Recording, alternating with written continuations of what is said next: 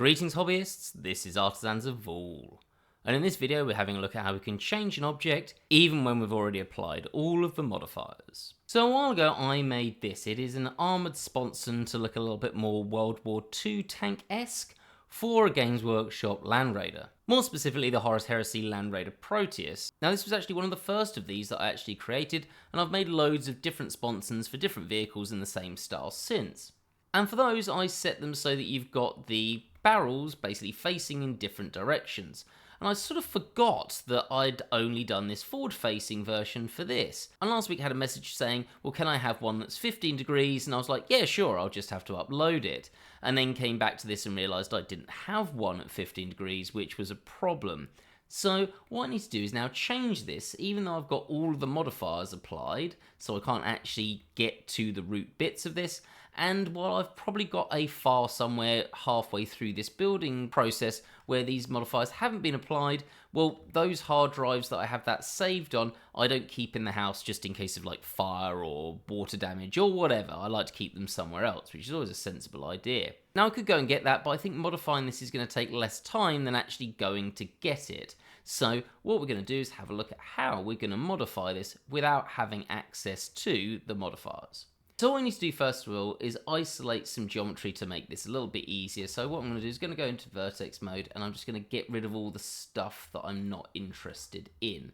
So I probably want to see that and that stuff, and probably that bit as well, maybe, not sure that matters. And then we'll keep this, and then all of these bits here, and then we want to keep the weapons. Okay, so we can see basically these are the bits we're going to keep. So what I'm going to do is Control and I to inverse that and H to hide everything else so I can get to this rear section as well.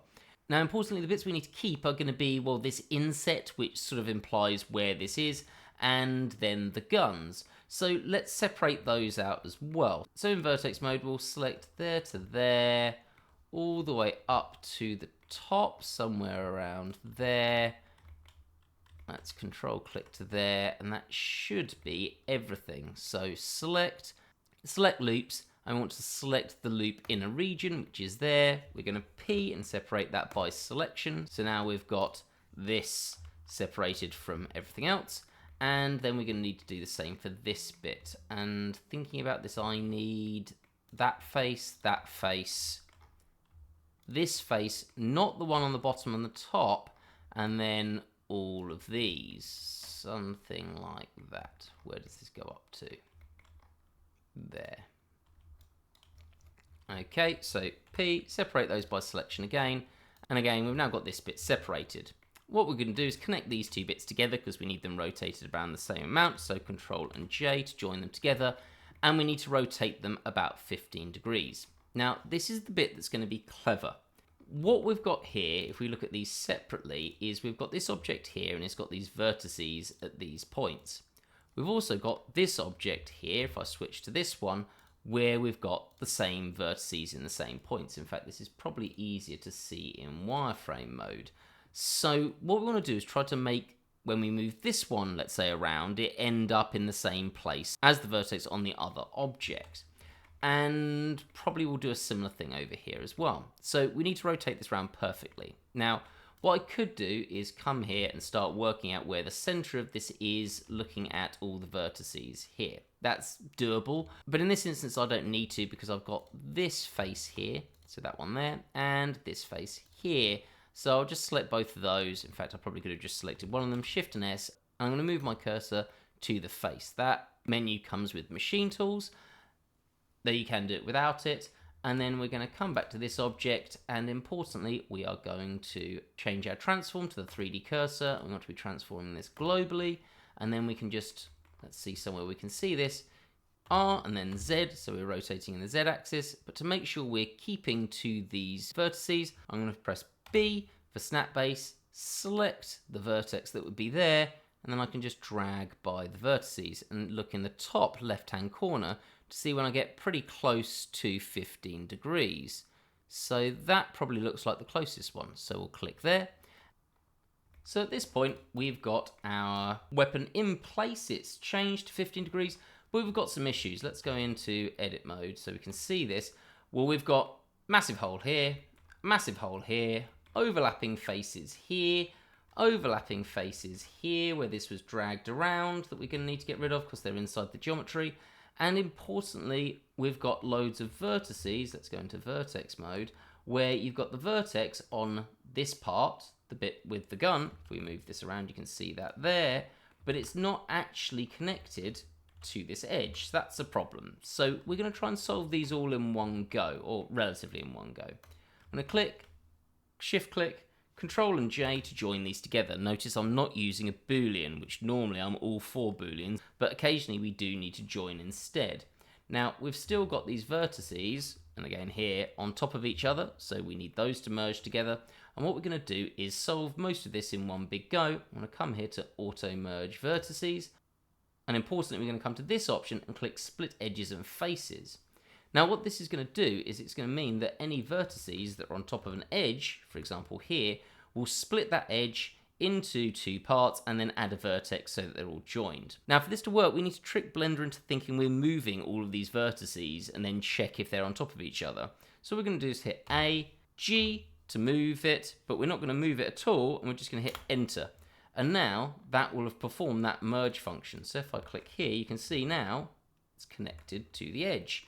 And all of those ones that are on top of each other here are now actually properly connected. You can see this affecting both parts.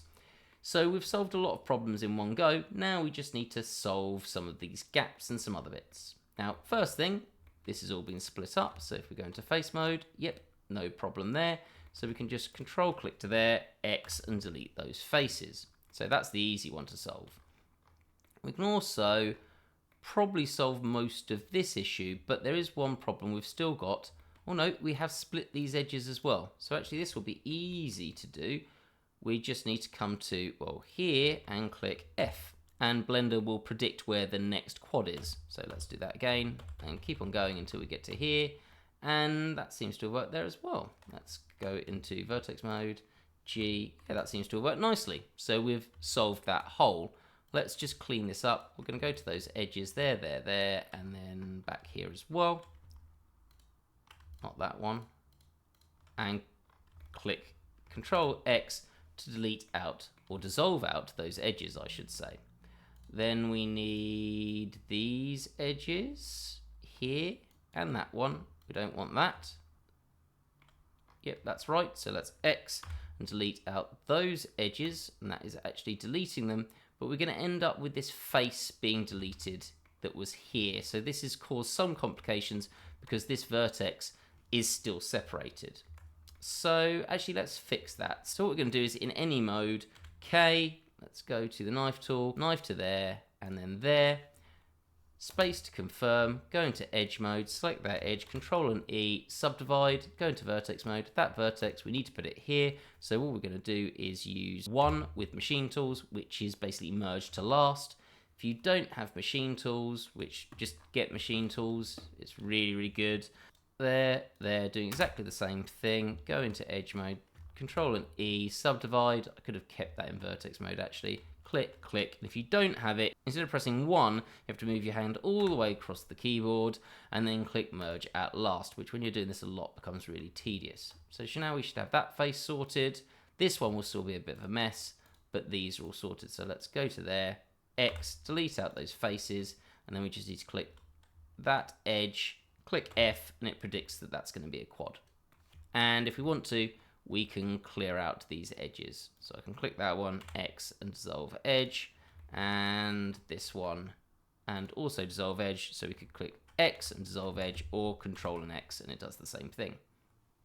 Oh, I think I just overly enthusiastically deleted that face as well. So let's just sort that out as well. There we go, F, and that's sorted too. Did I do that at the top? No, so we're fine. Right, now this one, let's go into face mode. That face has been separated by our merge and split edges and faces, so is that one. So let's just X to delete that face, and we'll do the same at the top. And then we just need to, well, basically sort all these faces out. Now, at this point, we're going to have an issue here because we've got an extra vertex, and down here we don't. So actually, let's demonstrate why this is going to be a problem. Let's go into edge mode, select that edge and that edge, click F, and then do the same thing. Let's predict, and look, this is being really nice geometry until we get to here, and now it messes up. So all we need to do to solve that is once again click there, merge at last, and then once again in edge mode, F, F, F, F, and we're pretty good to go. Now we're going to have a problem here because we've got this little bit sticking out. We'll deal with that in a second. Let's just do the same thing at the bottom. So vertex mode, there and there, 1, and then there, there, and there, F, and then edge mode, and then keep going. Cool, solved. Let's go backwards now. Similar issue, got a little vertex here. Let's just 1, and then the same thing at the top. So again, machine tools 1 to merge at last. Edge mode, F, F, F, F, F, F, F, F, F, and let's do one more, then we'll solve this issue in the same way, whichever mode, K, there to there, select that edge, Control and E, subdivide, vertex mode there, oh no, that one needs to go down to there first, so there, and then there, so each time we've merged at last, and then we'll do the same thing at the bottom. You can see this isn't really that bad. Like I said, traveling to where I had that hard drive saved is definitely going to be more effort than doing this. You can subdivide in vertex mode as well. I just always don't for some reason. I think it's a really bad habit. Go into face mode. Yep, sorted. That one's still a bit of a mess. Let's X, delete that face, and then we can just select that edge and then F. There we go. Everything's sorted.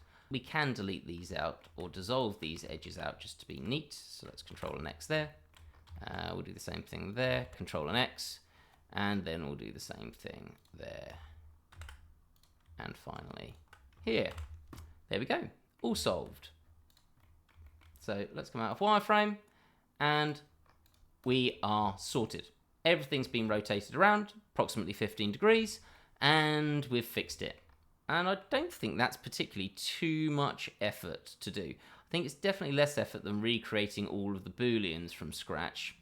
Now, I guess my big question is if there's a better way to do this. This seems a good workflow to me, but if you've got an alternative, please definitely say in the comments section. I love hearing different ideas or where I might have done something a bit of a long-winded way. I'm not sure I did. Definitely happy to be proven wrong. And if you do want this model, it is available on the Patreon. And also on the Patreon, if you join up, you get these videos a week early and ad-free. So if that interests you at all, or you're just looking to support the channel, there's a link to that in the description. I hope to see you for the next video, and have a great day.